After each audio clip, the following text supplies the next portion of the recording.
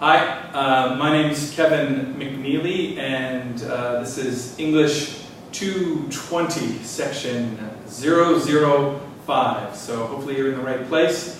As you can see, I'm not there, but I will be next week. I have to be away at a conference this week at the University of Guelph. I'm away all week. So for this class, Wednesday, and for Friday's class, we're going to have sort of substitute lectures. You're going to have a bit of a video lecture. For Friday's class, in fact, I'll be talking about a particular poem called On Shakespeare, 1630, by John Milton. So for Friday's class, if you could read that poem, it's in, I've got the book right here. It's in Metaphysical Poetry. Looks like this on page 122.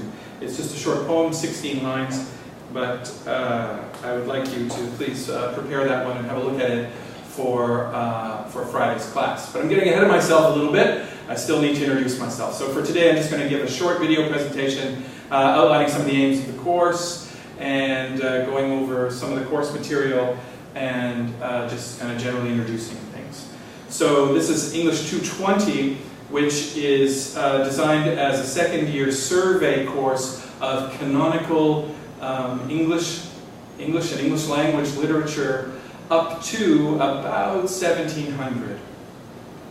So anything sort of after about 1700, 1750 goes into English 221, which in some ways is the second part of the second half of a course like this. But this is a self-contained course. English 220, we'll be studying texts that range from Beowulf, which is one of the earliest English language texts in existence. Although we're studying a translation, so you don't have to read the Old English. I'll make reference to it, but it's not a requirement of the course. It's interesting, but not a requirement. So we'll be starting with Beowulf, and we'll work our way through various significant moments in the literary canon, and I'll be defining that term in a second, all the way up to Jonathan Swift's Gulliver's Travels, which is was published, which appeared in the first decade or so of the 18th century. So we've got a range of about 600 years worth of literature that we're going to cover fairly quickly, and I think intensively. So you have that to look forward to. All right, so English 220. We're in this room Mondays, Wednesdays, and Fridays. So and as I said, this Wednesday you have this recording, and then Friday you'll have another video presentation. These will also be available online as well, so you can refer back to them once you've seen them and things like that.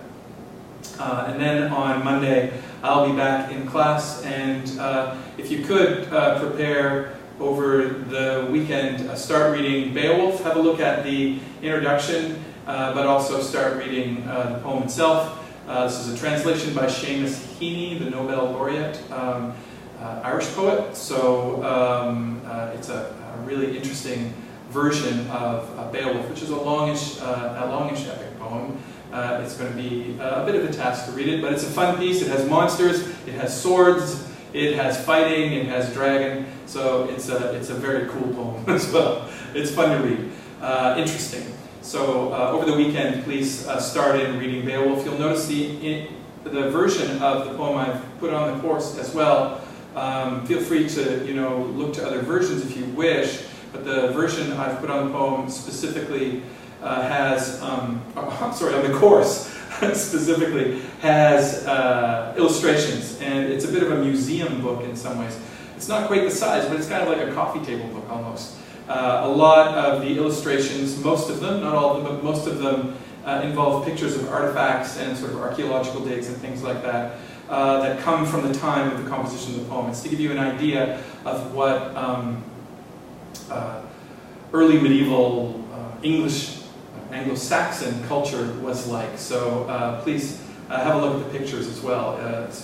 It's something fun about the course is you can get a picture book. So take a look. They're very useful, and they connect directly to what about. So again, try to start in with Beowulf this weekend, and I'll start talking about it on Monday.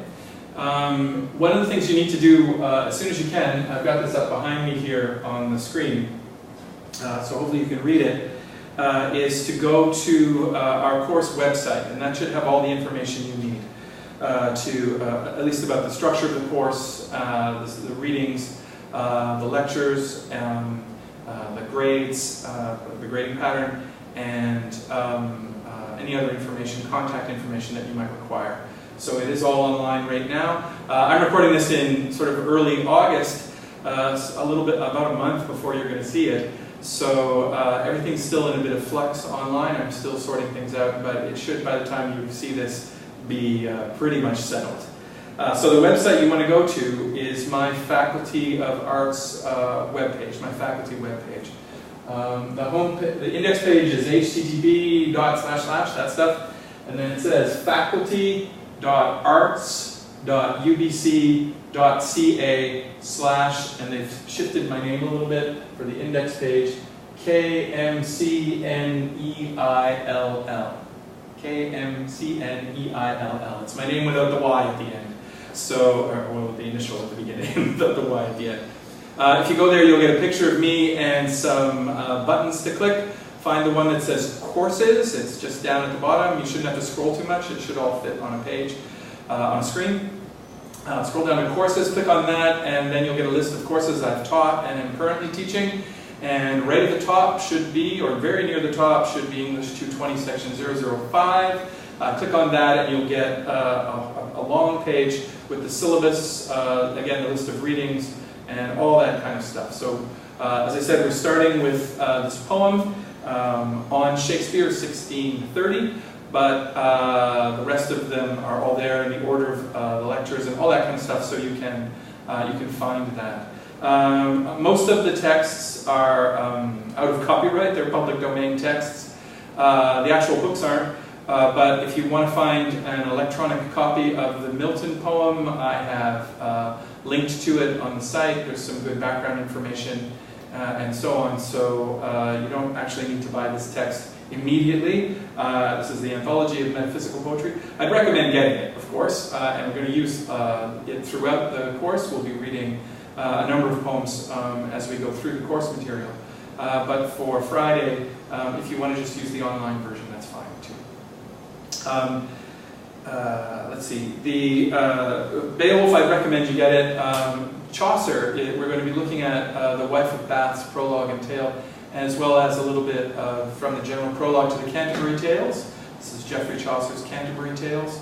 Again, this is widely available, this text, electronically, but I've put on a specific edition that has a lot of background information, very useful apparatus, so I recommend picking that up if you can. I've tried to keep the costs down for the books, so most of them are low-cost paperback editions, but that have some kind of scholarly merit as well, so they're not just everyday editions. You can use them. But again, as I said, there are electronic versions of all of this stuff available if you want to go that route as well, and I will connect to them off of the webpage. We'll be studying next, I just got to remember, Shakespeare's Tempest, The Tempest.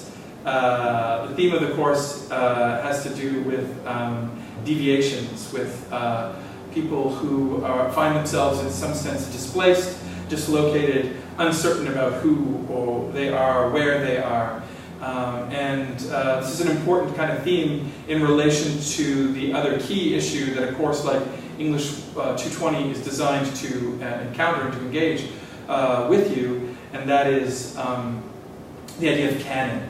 And as I said, I'm going to talk a little bit about canon today, just for a few moments, but this is important to keep in mind, how it is that canonical authority, whatever that is arrived at, is established, and then is challenged both from within and without. So the Tempest does a lot of these things. So that's why we're looking at that. That's the kind of theme that we'll be developing as we read through it. We'll be going to John Milton's epic poem, Paradise Lost, reading it in its entirety. Paradise Lost comes after that. So Milton on Shakespeare for Friday, and then this longer poem by Milton later in the course, about halfway through. We'll be looking at Aphra Behn's Orinoco, which is a kind of memoir fiction, maybe, about a slave rebellion in French Guiana in the late 17th century, in the 1680s. So a fascinating text. Aphra Behn, a fascinating writer. One of the things you'll notice about canonical texts in English literature is a paucity, is a kind of absence of text by women. So in some ways I'm rectifying that, trying to, by looking at the work of Aphra Behn, who's the first professional female writer in English language. She made her living as a playwright and writing other texts as well. So a commercial writer. Very interesting figure. Aphra Behn, Orinoco. And we'll finish off looking at a text that's just a little bit after Orinoco, a Menippean satire, very famous one, Jonathan Swift's Gulliver's Travels. And again, we'll read that in its entirety. There are 4 sections in Gulliver's Travels, so we'll read the whole thing. That should cover the course material. Intermittently as well, we'll be talking about poems from this anthology. We'll have to define what metaphysical poetry is and why it's so important to think about this idea of the metaphysical. So, metaphysical poetry, they are scattered. Metaphysical poems are scattered throughout the course. So you'll be needing those texts fairly soon. And as I said, the first lecture on the course comes from this book.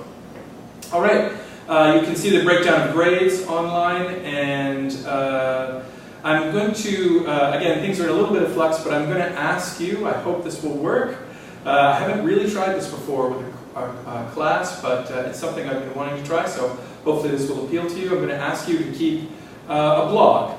The access to blogging is a part of your UBC, my UBC account. You have access to blog space. So I'm going to get you to use this if we can, and it'll be part of your kind of response and part of your writing for the course. So aside from the essays that you've got to write over the course of the term, there are 3 of these, I think. I will get you to keep a response blog, a reading blog, that will aggregate, and you'll be able to see each other's work if this appeals to you, and comment a little bit if you want to. So that's a nice way to interact and also to get some interactive feedback from me on your writing. These blog entries would just be short entries. We're not asking for anything huge. But I thought it might be an interesting idea to try to work with this. So for now, at least, maybe we'll see in a month how this goes when I'm actually there. But we're going to try some blogging. All right, let's see. As far as contacting me, I'll be keeping regular office hours, but on the webpage that we have here, you can find contact information for my office phone number, for my email address, Twitter account, web pages, blogs, all that kind of stuff you can connect to through that web page. So there are lots of ways to contact me. And as I said, I'll be keeping regular office hours. So you can come and visit me then and talk about your writing or issues that come up during the course and all that kind of stuff. So please feel free to contact me however you'd like. Again, I'm absent for this first week of September, but I can be reached by email. So if you have any concerns, if this is a little too weird, the video thing, so I have to apologize for it, in fact, but it couldn't be helped. This conference is scheduled right in this week. Nevertheless, if it is a little too weird for you, feel free to send me an email and introduce yourself or just to say hi, and I'll certainly email you back right away. All right, I think that's it. I hope I haven't forgotten to cover anything. The question I asked, and something to think about maybe, I don't know that I can answer it, we're probably going to be answering it throughout the term, but is to think about what is a canon, C-A-N-O-N. We sometimes use abstract terms like canonicity, the sort of philosophical state of being in a canon, or canonical, belonging to a canon. So the canon, what is that?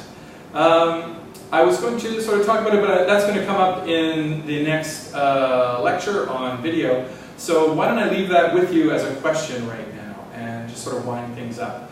All right, so please take a moment, if you can, in this first week of classes to read John Milton's poem On Shakespeare 1630 and to try and think about this question of canon. How do you use this term? If you do, what does it mean? What are canonical texts?